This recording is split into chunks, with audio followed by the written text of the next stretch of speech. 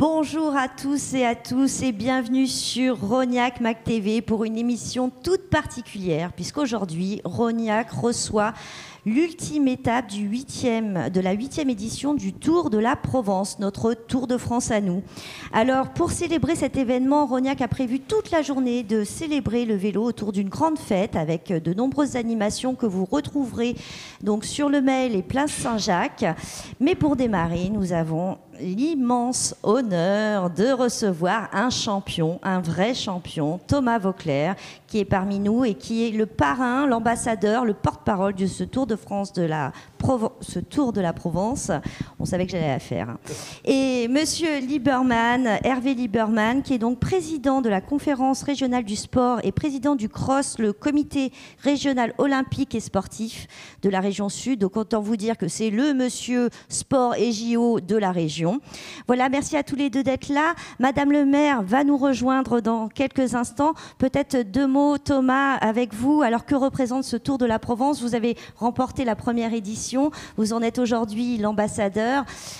Qu'est-ce que ça vous fait? Comment ça se passe? Et qu'est-ce qu'on attend aujourd'hui pour cette étape ultime? Bien, le Tour de la Provence, c'est une épreuve qui a vu le jour en 2016. J'avais eu la chance de gagner la première édition et c'est vrai qu'on est à une période de l'année où on est en reprise de saison cycliste, où les coureurs cyclistes et le public aussi sont un petit peu en manque de courses cyclistes et donc c'est un retour au calendrier après l'annulation de l'épreuve en 2023. Donc c'est un petit peu un renouveau de ce Tour de la Provence et donc personnellement ça m'a tout de suite ça m'a bien branché quand on m'a sollicité pour être le porte-parole de l'épreuve, puisque j'avais pu la découvrir en tant que coureur. J'avais été ensuite avec les médias en tant que consultant sur la moto. Et puis là, c'est encore un rôle différent que je prends beaucoup de plaisir à embrasser depuis quelques jours et les semaines précédentes pour préparer l'épreuve, qui va s'achever aujourd'hui au départ de Rognac avec le retour du soleil après 2 journées compliquées pour les coureurs, mais sportivement et donc pour le public aussi, c'était un petit peu moins sympa. Mais en revanche, on a eu sportivement vraiment trois super belles journées et on n'en point douter, cette dernière étape va encore nous offrir du spectacle. Très bien, merci beaucoup et merci d'être sur Rognac TV avec nous aujourd'hui. Alors, que représente le Tour de la Provence? Parce que c'est une course quand même de haut niveau. Les étapes, alors moi je ne fais pas de vélo, mais tout m'a l'air très difficile. Quelles vont être les difficultés aujourd'hui? Alors aujourd'hui, sur cette dernière étape, c'est surtout le piège du vent qui, on le sait, à vélo, c'est l'élément qui freine le plus la progression des coureurs. Et sur des étapes plates comme aujourd'hui, puisque c'est le cas, sur des zones exposées au vent, sur toute on va dire, plus de la deuxième moitié, et même on pourrait presque dire sur l'intégralité de l'étape, ça peut créer de la désorganisation, il y a de la fatigue depuis plusieurs jours, mais le Tour de la Provence, c'est avant tout une épreuve, certes de haut niveau, mais il y a, on va dire, 20 ans en arrière, on pouvait venir dans les courses du début de saison en se disant, bon, je me prépare un petit peu pour la suite. Aujourd'hui, toutes les courses sont importantes et le Tour de la Provence, il n'y a qu'à voir le vainqueur des 3 premières étapes, donc du prologue et des 2 premières étapes, c'est un des tout meilleurs coureurs au monde, vraiment. Et donc, voilà, il y a une vraie bagarre pour s'imposer sur l'étape, sur le classement général, et ça, on en parle partout du Tour de la Provence, donc c'est une des courses importantes du calendrier. Combien de coureurs sont au départ? Alors il y a eu un petit peu entre les abandons et les non partants avec les conditions compliquées. On est aux alentours des 112 coureurs aujourd'hui au départ. Il y en avait 117 jeudi au départ sur le prologue à Marseille. Très bien. Bon, côté pronostic, tout est joué ou on a encore un peu de suspense? Alors en vélo, c'est jamais joué tant que la ligne d'arrivée n'est pas franchie. Ça peut paraître un dicton un peu bateau comme ça, mais c'est la vérité. Surtout les étapes comme aujourd'hui où quand il y a du vent, ça peut scinder le peloton en plusieurs morceaux et ça veut dire aussi que le risque de chute est plus important. On n'espère pas évidemment. Il peut y avoir des pépins mécaniques aussi, des défaillances physiques. Maintenant, je ne vais pas vous cacher qu'avec un vainqueur d'étape à 2 reprises et du prologue, donc 3 victoires en 3 jours pour Mats Pedersen, qui est bien épaulé, on ne va pas vouloir faire trop de suspense. C'est bien engagé pour lui, il reste la victoire d'étape et c'est vraiment, c'est pas un lot de consolation. Il y a beaucoup de coureurs qui ont envie d'aller chercher cette dernière victoire d'étape sur Tour de la Provence. Très bien, écoutez, donc ils vont être au départ dans quelques minutes, direction Arles, 183 et des poussières qui ne sont pas des poussières quand on est à vélo pour cette étape. Vers 16h, on prévoit l'arrivée? Oui, voilà, le départ est à 12h15, donc 183 km. Sur un terrain comme ça, c'est sûr, on sera plus proche des 45 de moyenne que des 40. Donc oui, voilà, vous faites le calcul, on sera aux alentours des 16h, peut-être même venir un peu avant, puisqu'on passe déjà une première fois sur la ligne d'arrivée. Donc ouais, une belle journée de vélo en perspective et on va dire 4 heures d'effort pour les coureurs. Très bien, merci beaucoup Thomas, merci d'être là. Hervé Lieberman, donc je vous présentais comme Monsieur Sport et JO de la région. Vous êtes aujourd'hui donc sur le Tour de la Provence, un grand événement. Qu'est-ce que ça représente le Tour de la Provence pour notre région ?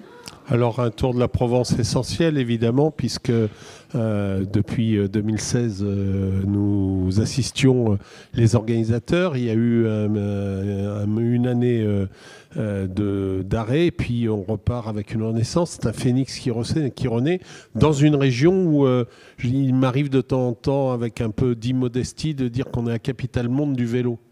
Et cette année 2024, grâce aux Jeux Olympiques, fera qu'on verra l'arrivée du Tour de France à Nice, ce qui est incroyable. Moi, j'aurais jamais pu imaginer qu'on ait une arrivée du Tour de France délocalisée et sur notre région Provence-Alpes-Côte d'Azur. Et puis surtout, on aura 5 étapes du Tour de France, puisque l'arrivée se passant là, il va bien falloir arriver en date et en heure. Donc nous serons véritablement une capitale monde. Dans l'année des Jeux Olympiques, je suis le plus heureux parce que derrière ces belles performances de vélo, on peut accrocher les luttes sur lesquelles on s'est tous engagés, la maîtrise du développement durable, la mise en place des mobilités douces, l'amélioration des pistes cyclables. Et Dieu sait, alors les professionnels sont moins touchés, mais combien de nos concitoyens hésitent encore à prendre le vélo parce qu'ils n'ont pas encore ces pistes cyclables sécurisées. Alors faisons cet effort et avec l'arrivée de la VAE, ça va être quelque chose de merveilleux. On travaillera pour préserver la planète. Très bien. Merci beaucoup, Madame le maire, de nous rejoindre. Sylvie Miceli-Houdet, vous étiez prise sur le podium. On a commencé sans vous parce qu'on avait hâte de commencer et que Thomas a aussi des obligations. Alors un mot du cœur. Vous êtes dans quel état ? Rognac reçoit aujourd'hui le Tour de la Provence.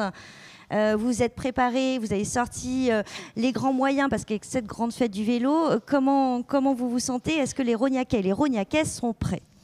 Écoutez, je crois que vous avez tout dit. On est depuis des semaines, on travaille en collaboration avec les organisateurs de Tour de Provence. On a associé le milieu associatif, les agents municipaux. On a associé l'ensemble des partenaires, des bénévoles.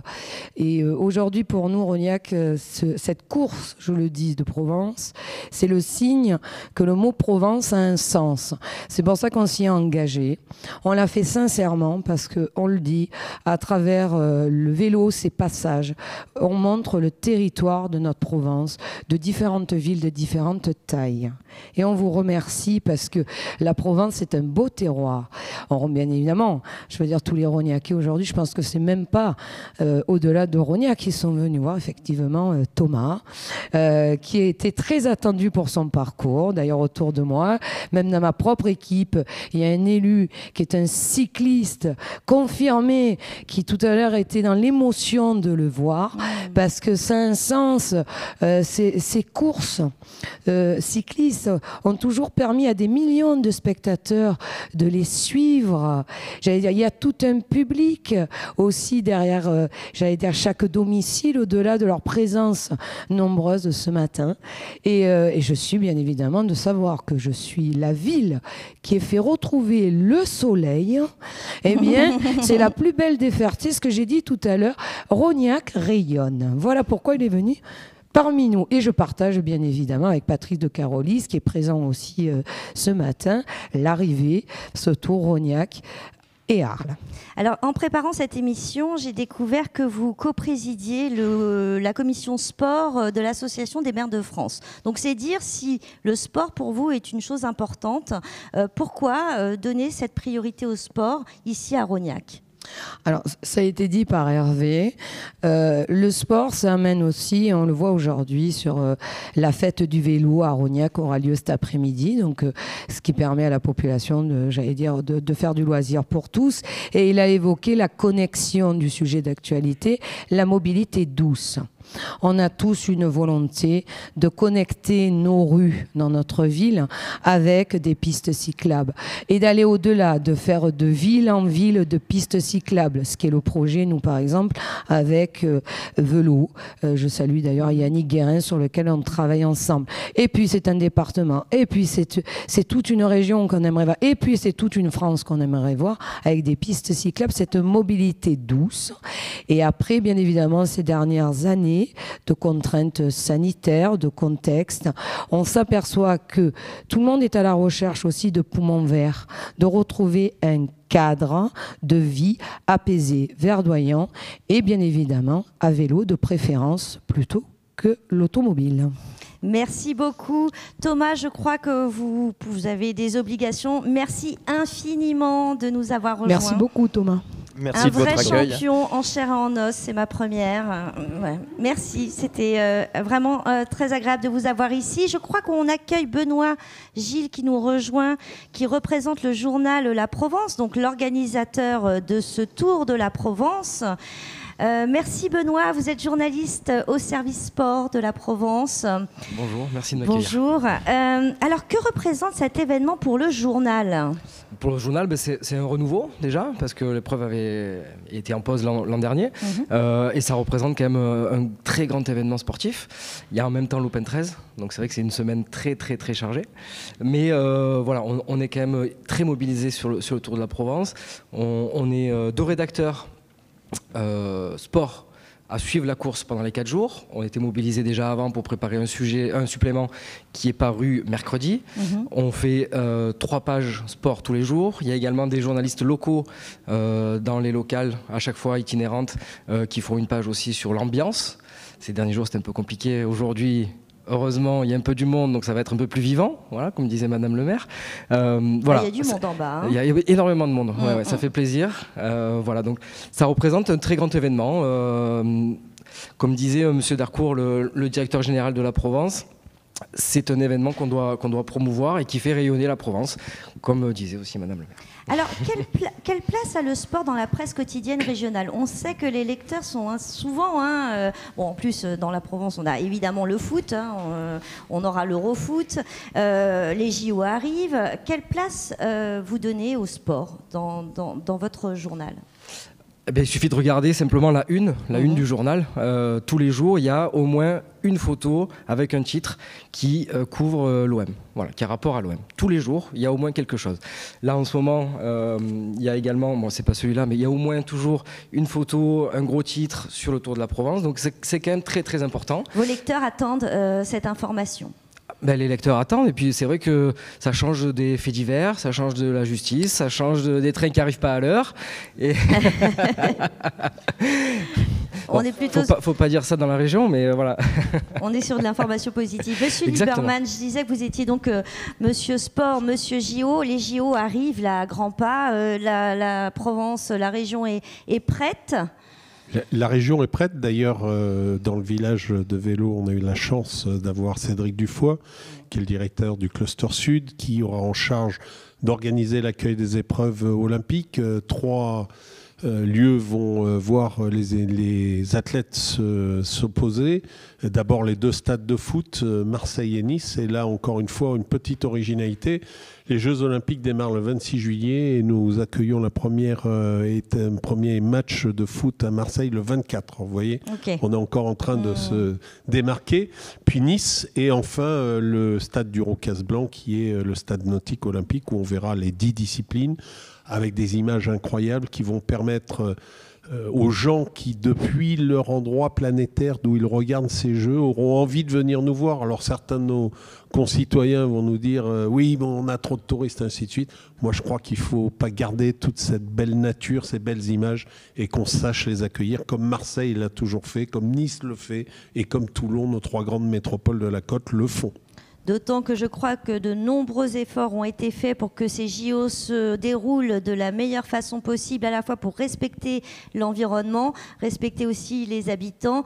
Donc on fera le maximum. La flamme arrive bientôt. Alors la flamme démarre et réallumée à Olympie quelques jours, au mois d'avril, je ne sais plus la date exacte, le 26 avril. Elle embarque sur le Belém et elle met 3 jours pour venir et elle rentrera dans le Vieux-Port le 8 mai. Le 8 mai sera ponctué d'un très grand concert offert par l'un des sponsors premium. On attend là plus de 200 000 ou 300 000 personnes sur le Vieux-Port pour assister à ce très grand concert et faire la fête à la flamme, ce qu'elle mérite. Le 9 mai, c'est la ville de Marseille qui a traité avec le COJO pour un tour exclusif dans la ville de Marseille. Le 12 mai, elle fera le tour de 7 villes dans les Bouches-du-Rhône. Ne dites pas tout. Pour le moment, nous sommes à Rognac. On sait que dès le 8 mai, ça va chauffer du côté de Marseille. Mais aujourd'hui, c'est à Rognac que se célèbre le vélo. Merci à tous les 3. Merci. Très belle journée. Bravo pour cette organisation. Je rajoute quand même un petit mot avant de quitter le plateau sur le passage de la flamme olympique. On est très fiers à Rognac de dire qu'il y a une personne, une Rognacaise, qui va porter la flamme. Et ça a été mis dans la presse. Super. Donc je la salue. Et je la salue surtout parce qu'elle portera indirectement les couleurs de Rognac. Merci beaucoup. Bonne journée, un grand merci à vous. Merci à vous. Alors nous allons continuer à célébrer cette journée du vélo et cette étape ultime de la 8e édition du Tour de la Provence avec ceux qui font vivre le vélo à Rognac toute l'année.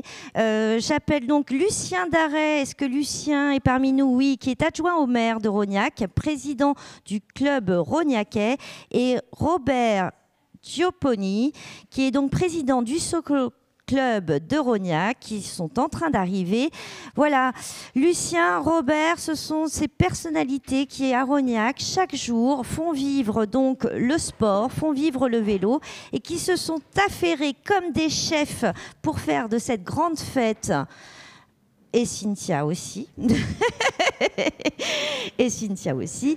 Pour faire de ce grand moment, un grand moment de rassemblement pour petits et grands autour du vélo. Alors, Cynthia, vous êtes là également. On va discuter avec vous tout à l'heure. Cynthia Piana, vous êtes adjointe au maire de Rognac en charge du sport. Et vous allez nous parler un peu de l'e-sport tout à l'heure. Alors, peut-être on commence avec vous, Lucien, si vous voulez bien prendre votre micro. Lucien, vous êtes avant tout cycliste, hein, j'ai envie de dire. Oui, j'ai eu la chance dans ma vie de faire beaucoup de vélo. Et je voulais remercier Madame le maire et Cynthia de pouvoir côtoyer Thomas Voelckler, qui est mon idole après Louison Bobet, puisque j'étais de l'époque de Louison Bobet. Et j'ai fait beaucoup de cyclo-sportives. C'est-à-dire, on va dire 100 000 km, enfin beaucoup, voilà, excusez-moi.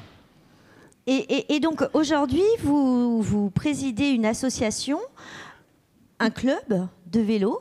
Alors, j'ai été président du Vélo Club Rognacais, ouais. Tout de suite avant d'être élu, en 89.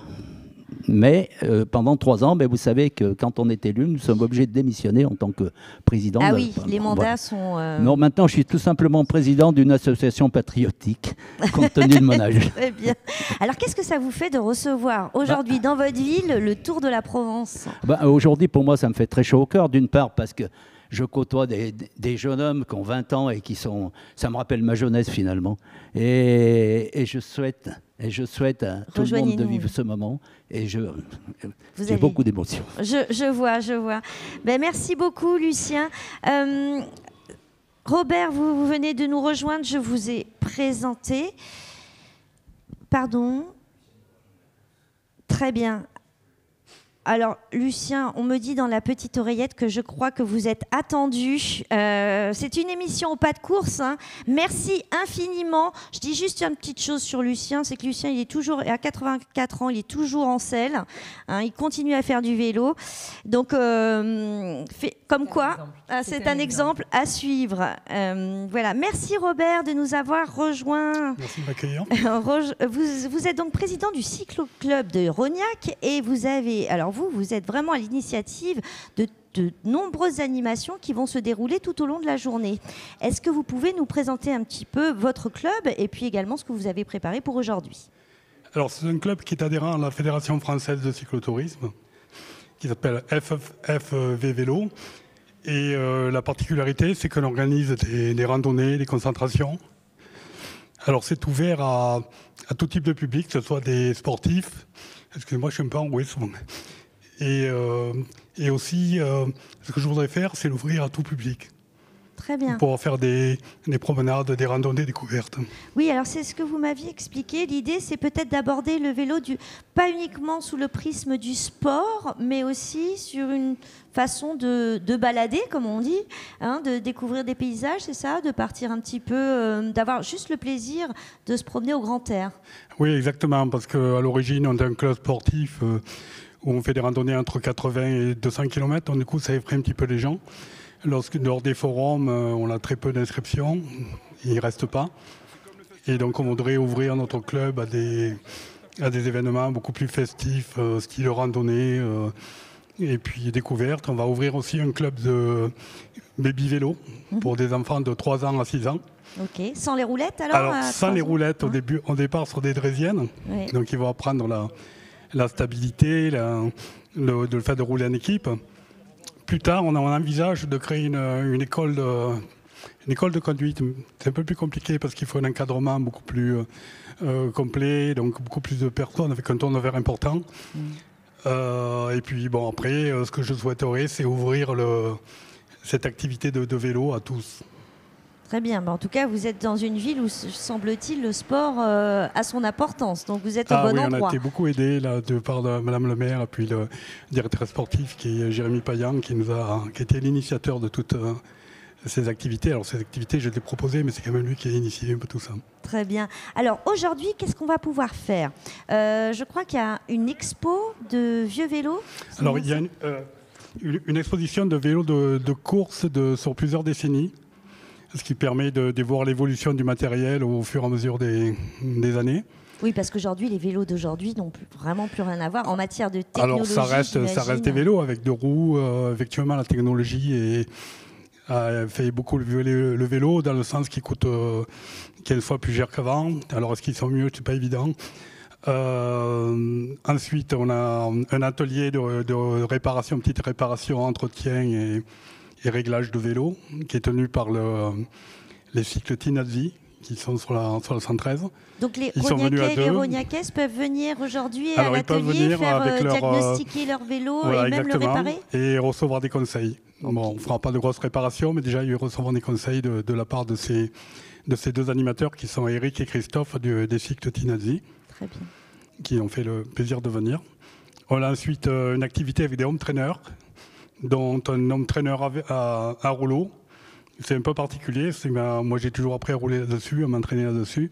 Mais ce n'est pas évident pour tout le monde. Et il y a énormément de chutes qui sont quand même sécurisées par la mise en place de tapis. Quand même. Très bien. Et alors, vous avez aussi prévu un parcours pour que tout le monde puisse se mettre dans la peau des champions, quoi. C'est-à-dire qu'on va pouvoir suivre une partie du parcours, si j'ai bien compris, du Tour de la Provence. Oui, se mettre dans la peau des champions, je pense qu'il y a peu de monde qui soit capable de le faire.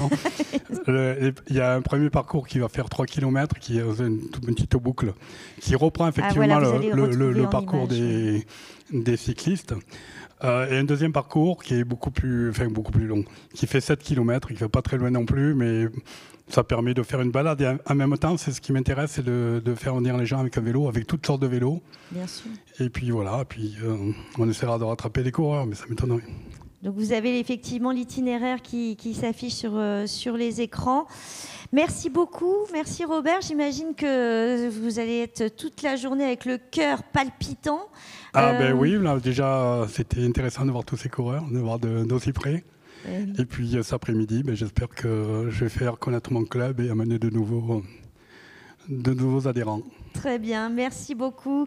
Cynthia Piana, donc adjointe au maire de Rognac en charge du sport. Et ce n'est pas une mince affaire ici, on l'aura compris. Cynthia, vous vouliez nous parler du e-sport. Alors, expliquez-nous, qu'est-ce que le e-sport? Alors déjà, tout d'abord, je voulais remercier l'ensemble de mes collaborateurs pour ce Tour de Provence parce qu'il y a les gens de l'ombre. On n'en parle pas souvent, mais sans eux, on ne pourrait pas exister. Alors, mon directeur des sports, que je remercie vraiment beaucoup parce qu'il a été un soutien et vraiment une épaule sur qui se tourner quand il y a eu des petits couacs. Donc, Jérémy Payan et toute notre équipe des sports, déjà ça, je les remercie grandement. Je remercie aussi tous les services techniques parce que mettre en place cet événement a demandé énormément de moyens humains. Donc déjà sur ce côté-là, je voulais les remercier, ainsi que tout l'administratif de la mairie, la bibliothèque. Voilà, je pense que je vais oublier certaines personnes, mais vraiment, on avait à cœur de remercier toutes ces personnes-là. Depuis combien de temps vous préparez cet événement ? Depuis le mois d'octobre. Ah oui. Voilà, donc depuis le mois d'octobre, il y a eu énormément de réunions. Voilà, on s'est tous appelés très régulièrement. Voilà, donc c'est vrai que c'est un travail du quotidien. Ça nous a pris beaucoup de temps. On n'a pas délaissé les autres événements, mais c'est vrai que c'est une première parce que le Tour de la Provence, quelque part, c'est une vraie fierté. Alors moi qui ai été nommée au mois d'août adjointe au sport, j'ai pris à cœur cet événement. Je l'ai porté dans le bureau de Madame le maire avec toutes mes convictions et je suis très heureuse d'avoir pu la convaincre et qu'on ait pu faire cet événement. Alors le e-sport, c'est quelque chose aussi qui émane de Madame le maire. Il ne faut pas l'oublier parce que vous l'avez souligné tout à l'heure. Faire partie de l'Association des maires de France et également être vice-présidente des sports. Madame le maire est à l'initiative de beaucoup de projets. Et ce e-sport, personne n'y croyait. C'était quelque chose de très innovant. Et quand c'est arrivé, on était tous un peu à tâtons. Comment faire ? Comment le présenter ? Et puis, il nous a fallu 1 an. 1 an pour mettre en place une personne très dévouée, donc que je nomme, s'appelle Maxime, c'est notre éducateur phare de l'e-sport, ainsi que tous les autres acteurs, parce qu'ils sont plusieurs. Et en fait, le e-sport, c'est mettre en fait en action des enfants qui jouent à un jeu en ligne, mais se retrouver dans un lieu. Alors souvent, ils sont isolés chez eux, et là, ça leur a permis de venir, de jouer avec des copains, des fois qui ne se connaissaient pas, et ils se sont liés. On a commencé l'e-sport, il y avait 4 personnes. Aujourd'hui, on a plus de 60 jeunes qui viennent jouer. Ah oui. Voilà, donc il faut le souligner. Ça fait 1 an, c'est ça à peu près ça va faire 2 ans au mois de juin. Ça va faire 2 ans. Voilà. Et si vous voulez, c'est important parce que du coup, cette année, j'ai porté le projet de mettre en fait un principe très simple, c'est de le faire comme sous le principe d'une association, en fait, où il va y avoir une adhésion, mais elle sera pour la mairie. Et en fait, il va y avoir un petit t-shirt à l'effigie de l'e-sport. Il y aura des activités parce que l'e-sport, ce n'est pas que le jeu vidéo. L'e-sport, c'est aussi, on prend les enfants, une fois qu'on les a fait jouer, et on les amène sur nos structures sportives, et on leur permet de jouer au basket, au foot, au hand. Très bien. Voilà. Donc ça permet quand même de sortir quelque part les enfants de... Alors, leur écran, aujourd'hui, on sait qu'ils y sont tous de toute façon. Exactement. Alors, est-ce qu'il vaut mieux qu'ils y soient seuls dans leur chambre ou tous ensemble dans une salle ? C'est exactement ce que Madame le maire a voulu. En fait, c'est ramener en fait, des enfants. On avait le principe du mas des jeunes. Ça s'est un petit peu perdu et quelque part, on retrouve un peu des enfants comme s'ils étaient au mas des jeunes. Mais voilà. Et alors, pour les Rognacais et les Rognacaises, concrètement, ça se passe où ? De quelle heure à quelle heure ? Comment ils font ? Alors, c'est sur le point du COSEC, en fait. Et la e-sport, elle est ouverte le mercredi après-midi de 14h à 20h et le samedi de 14h à 20h et pendant les vacances scolaires, les après-midi. Donc, on va faire en sorte de faire des ateliers, de faire des plannings, des inscriptions, voilà, pour que les jeunes puissent venir et puissent utiliser toutes les structures. Très bien, ben voilà une bonne façon de sortir nos jeunes de leur chambre pour aller rejoindre d'autres jeunes, se rencontrer et puis continuer à faire ce qu'ils aiment, puisque c'est ce qu'ils aiment, de jouer aux jeux vidéo. On continue avec des sportifs qui ne sont pas e-sportifs, qui sont des sportifs dans le real life, bien que Kevin, on verra... et aussi beaucoup sur les réseaux sociaux. Donc j'accueille Kevin, vous pouvez rester Cynthia je crois, Kevin Meyer qui est donc rider, j'allais dire showman, youtubeur en BMX. Alors je ne sais pas s'il faut dire BMX flat ou pas, mais vous nous expliquerez ça tout de suite. Et Alice Rieb qui est sextuple championne de France de cyclisme artistique. Alors j'ai quand même regardé ce que c'était et c'est époustouflant. Alice, elle est voilà, son vélo, je sais même plus, ça s'appelle même plus un vélo, c'est de la gymnastique, de la danse, c'est absolument fabuleux. Je vous invite à aller voir sur Internet, sur les réseaux, ce qu'elle fait. C'est extraordinaire. Alors, Alice, vous êtes ici aujourd'hui pour ce 8e Tour de la Provence. Peut-être revenir un petit peu sur votre parcours, votre palmarès. Mais comment vous êtes venue à faire du vélo de cette façon ? Alors, bonjour. Donc, je pratique le cyclisme artistique depuis 17 ans. Donc, j'ai commencé à l'âge de 5 ans.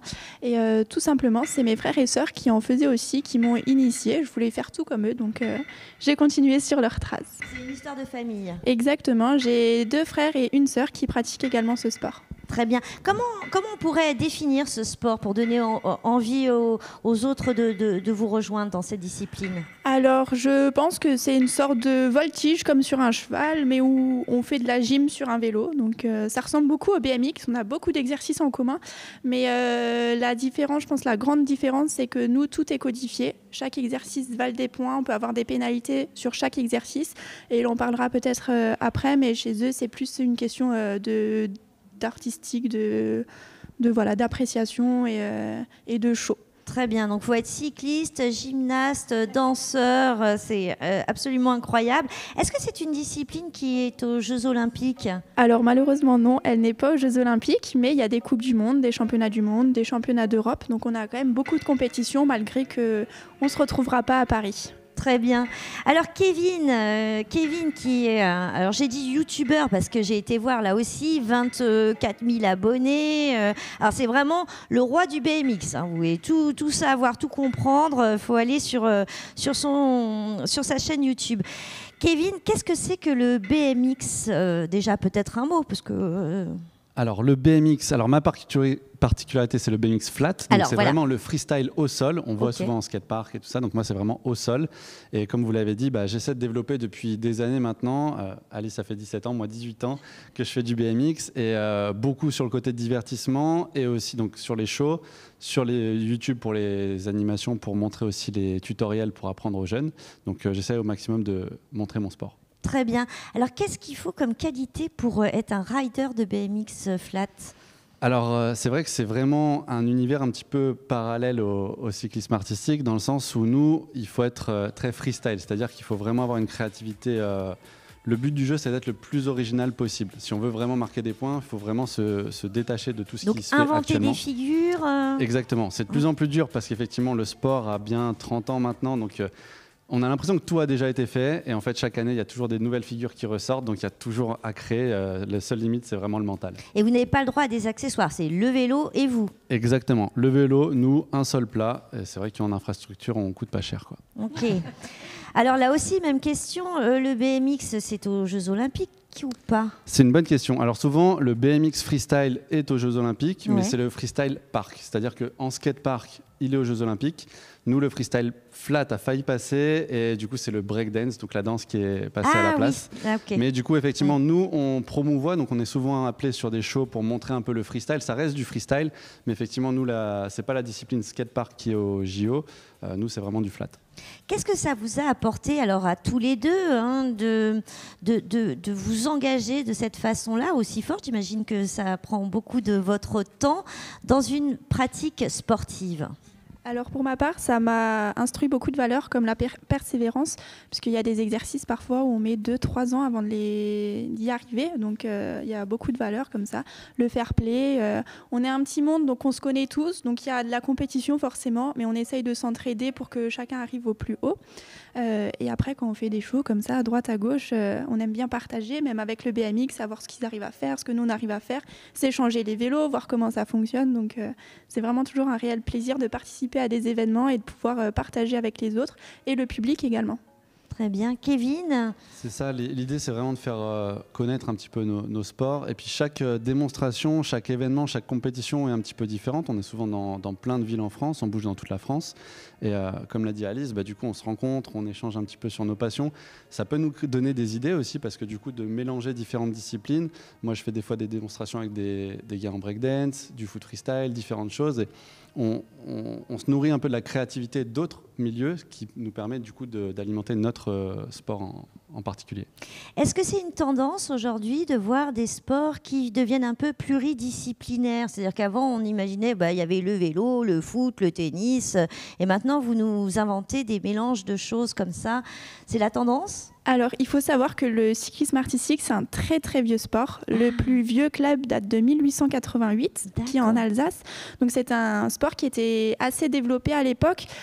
Tout simplement, les coureurs cyclistes n'avaient plus envie de faire du vélo en hiver, donc ils trouvaient d'autres moyens. Donc, ils faisaient du cyclisme en salle, sauf que faire des tours de terrain, des tours de salle, ça les lassait vite. Donc, ils ont commencé à faire des figures comme ça. Donc, il y a eu une époque pendant les hivers où il y avait une grande naissance de ce sport. Et au fur et à mesure, le BMX a commencé à nous prendre un petit peu plus la place. Tous les sports de rue comme ça ont se sont beaucoup développés. Donc pareil, nous on retombe un petit peu, mais là ça recommence de nouveau un petit peu à grimper, le cyclisme artistique. Très bien. Et c'est intéressant parce que du coup, effectivement, le vélo en soi, c'est vieux comme outil. Le BMX est arrivé à peu près dans les années 80, mais à l'époque, dans les années 80, justement, là je parle du flat, du skatepark, il y a la race, il y a différentes disciplines. Avant, tout le monde avait un BMX, prenait une rampe, redescendait, faisait des figures au sol. C'était ce qu'on appelait le overall, donc il y avait vraiment toutes les disciplines confondues. Et après, nous-mêmes, on a décidé que il y allait avoir du flat, du skatepark, du street, du dirt, différentes disciplines, ce qui permet de faire évoluer le sport encore plus, parce que du coup, le fait d'être focus sur une discipline, moi en l'occurrence en flat, permet de pousser mes compétences beaucoup plus hautes que si je faisais du skatepark, de la course, différentes choses. Donc chaque petite particularité de nos disciplines va aller encore plus haut justement du fait qu'on les segmente un petit peu plus. Très bien. La différence de vélo est importante? Énorme. Énorme. Parce que du coup, c'est pas les mêmes vélos et vous avez déjà échangé, déjà essayé de faire des choses que vous faisiez. Il y a plein de choses qui marchent sur les deux vélos, mais il y a plein de choses qui marchent pas sur les deux vélos. Mais la différence est énorme. C'est ça, parce que rien que le fait de... Alice va beaucoup utiliser les pédales pour faire toutes ses figures. C'est un pignon fixe, donc quand elle pédale en avant, ça va en avant. Quand elle pédale en arrière, ça va en arrière. Moi, c'est plus comme un vélo classique. Donc, je vais donner un coup de pédale et je laisse la roue tourner. Donc, les équilibres sont pas du tout différents, sont complètement différents. Moi, j'ai des cale-pieds. J'utilise beaucoup les cale-pieds, donc l'inertie. Enfin, c'est compliqué à traiter, mais c'est vrai que c'est... On va vous voir, Kevin. Je crois que vous faites des démonstrations. Aujourd'hui, il y a des démonstrations de BMX. Merci à tous les deux. Vous êtes venus... Tous les deux aussi vont faire des démonstrations tous les deux. Oui, c'est prévu. Mais vous êtes où vous venez du Grand Est ou Du Grand Est, de Strasbourg. De Strasbourg, et Kevin? Et au-dessus de Lyon, à Rouen. Voilà, la France entière se retrouve ici à Rognac aujourd'hui. Merci à vous deux. Merci. Je vous laisse aller faire ces démonstrations et je vous invite vraiment à aller voir ces disciplines qui sont totalement époustouflantes. Merci. On va accueillir un invité surprise, mais un invité de choix. Il s'agit de... Merci beaucoup, Cynthia. Je crois que vous pouviez également rester, mais si vous avez des choses... À bientôt. Merci beaucoup. Alors, Cédric Dufoy, qui est donc directeur des sites Sud de 2024. Enchanté, bienvenue, installez-vous. Ça vous va, comme ça? Ouais. Voilà, très Bonjour. bien. Alors, Cédric Dufoy. J'étais très impressionné par ce qu'ils viennent de dire, ces deux jeunes-là. C'était très intéressant. Je ne connaissais pas la discipline d'Alice. Elle en a très bien parlé et je trouve que c'était très. Et effectivement, quand elle disait que c'était une discipline qui remontait à loin, je revois des vieilles images en noir et blanc de vieux films où on voit des gens parfois faire des choses un peu extravagantes avec leur vélo. Ouais, donc, exactement. Très sympa. Alors, Cédric Dufoy, vous êtes directeur des sites Sud de 2024. Qu'est-ce que ça veut dire? Ça veut dire que je dirige et que je mets en place l'ensemble des Jeux Olympiques sur le sud de la France. Oh là là, vous avez du boulot. J'ai 3 sites. Ouais.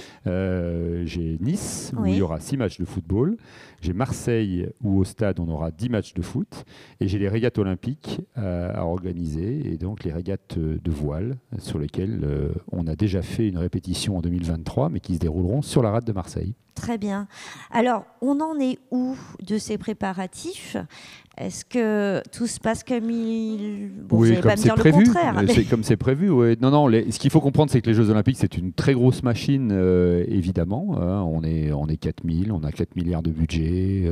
On a à livrer des choses qui sont assez complexes, dont on parle très souvent, comme la cérémonie d'ouverture ou des choses qui sont difficiles. Mais il y a toute une partie extrêmement codifiée qui est codifiée par le CIO et qui choisit un comité d'organisation des Jeux Jeux Olympiques, donc en l'occurrence qui est Paris 2024 pour les Jeux de 2024, et qui doit répondre à un certain nombre de normes. Et donc, pour répondre à votre question, on est dans la planification, on est dans la norme, et je ne suis pas inquiet. On ne va pas pêcher par excès de confiance, mais sur notre territoire, sur le sud, le bateau avance très bien, et on est en train de tout à fait cocher, si vous voulez, la planification des Jeux. Donc, pas trop d'inquiétude, on aura des beaux Jeux à Marseille et à Nice. Alors, qu'est-ce que vous avez envie de dire aux habitants de la région sud, aux Rognacais et aux Rognacaises, on est tous là en se disant « Waouh, il y a les JO qui arrivent ». Alors, quand on est de bonne humeur, on fait « Ça va être génial ». Quand on est de mauvaise humeur, on fait « Oh, la cata ». Alors, non.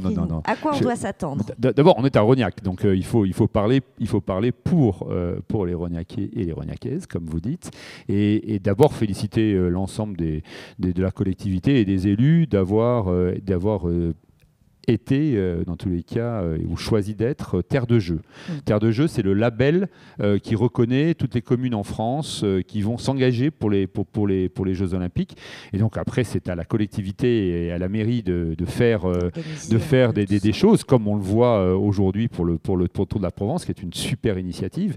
Mais c'est d'abord à vous de vous mettre en avant et en avant sur les Jeux. Mais être Terre de Jeux, c'est être reconnu par Paris 2024 comme étant une commune tout à fait intégrée. Donc il faut faire des opérations et il faut que encore plus, parce que je crois que dans votre commune c'est déjà très très fort, mais encore plus les habitants et en particulier les jeunes, et en particulier les jeunes filles, qui est un des objectifs de Paris 2024, s'intéressent au sport et accès encore plus au sport, et qu'il n'y ait personne qui ne puisse pas faire du sport ou pratiquer un sport s'il le veut. Voilà, donc ça c'est un peu l'objectif sur des communes comme Rognac, des Jeux Olympiques, et nous on aide beaucoup pour que ça se fasse. D'accord. Vous souleviez le fait qu'il fallait aussi mobiliser les jeunes filles. Le sport, ça reste encore très masculin?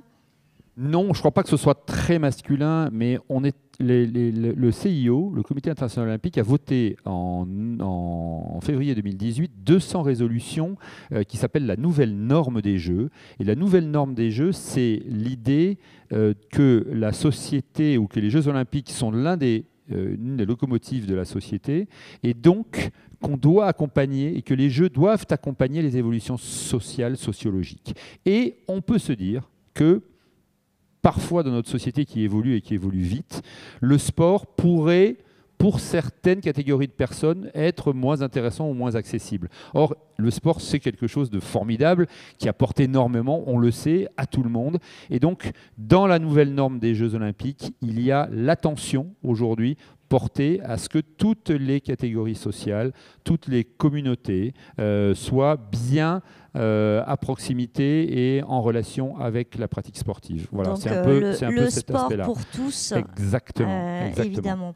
Alors, quels vont être les grands moments auxquels on doit s'attendre? Alors, il y en a 3 sur notre territoire. Oui. Le premier, c'était le test event, donc la répétition des régates olympiques qui a eu lieu en juillet dernier, où on a vu que la rade de Marseille et que tout le territoire, parce que les communes de la métropole ou du département ont été tout à fait intégrées également à ça, ont répété les Jeux Olympiques de voile. Ça, c'était le premier. Le deuxième, qui est le plus grand et le plus fort, c'est l'arrivée de la flamme olympique. Donc la flamme olympique, elle est allumée, vous savez, par des vestales dans un temple à Olympie, de façon très traditionnelle, par le soleil qui allume la flamme. Hop, elle se déplace en Grèce, elle arrive au Pirée, le port d'Athènes. Là, elle va monter sur le Bélème, qui est l'un des bateaux de la Caisse d'épargne, qui parraine et qui emmènera à travers la Méditerranée la flamme pour qu'elle touche la France. Jusqu'au Vieux-Port, et le 8 mai. Voilà, elle va toucher la France par le fond du Vieux-Port le 8 mai. Et c'est une cérémonie, et le premier chaudron sur le territoire français sera allumé sur notre territoire. Donc c'est très important. Troisième événement rapidement, parce que bientôt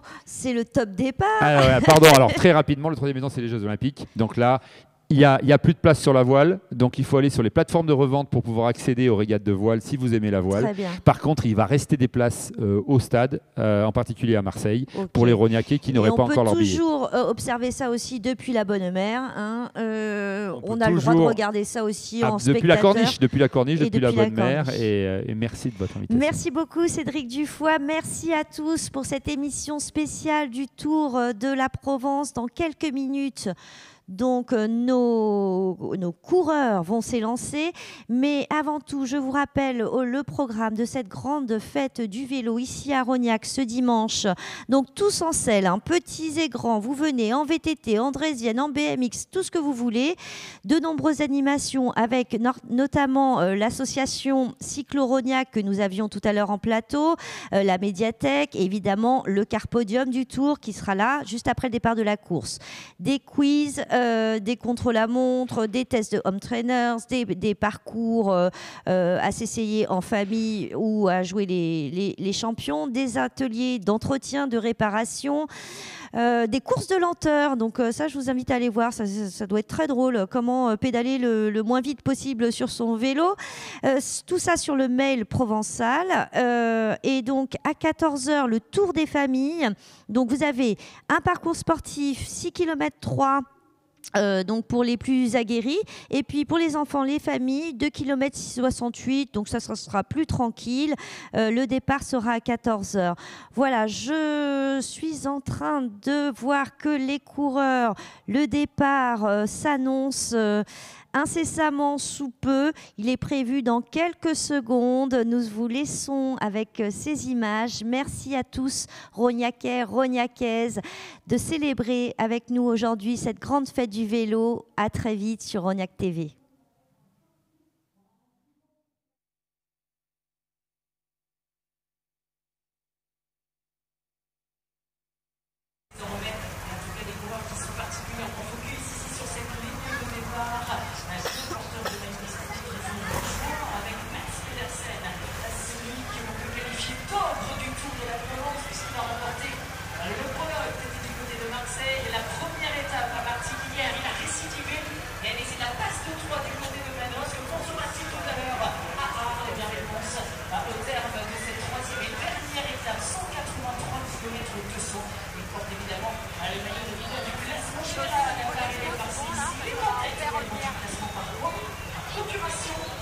C'est celui qui se trouve à sa droite, Axel Zingler, 2 fois deuxième, à Martigues et à Manin, celui qui porte ce maillot du classement par points, parrainé par la Méridionale, ici en première ligne, et rejoint par Ewen Postu, le jeune coureur breton, expatrié du côté de la région de Nice depuis quelques mois. Eh bien, le fruit de son travail le porte deuxième actuellement du classement général avec une poignée de secondes. Eh bien, de retard derrière Masqueda, qui porte le maillot du meilleur jeune, parrainé par ce moment, comme une de la formation bretonne. Arkea bien piloté, voici un tableau d'honneur incomplet, puisque malheureusement le porteur du maillot de la montagne, un maillot blanc à bois noir, qui hier a réalisé un sacré numéro, Marco Hugo malheureusement est non partant ce matin. Un virus qui traverse le peloton. Et en tout cas, c'est pour ça qu'il manque ce maillot distinctif.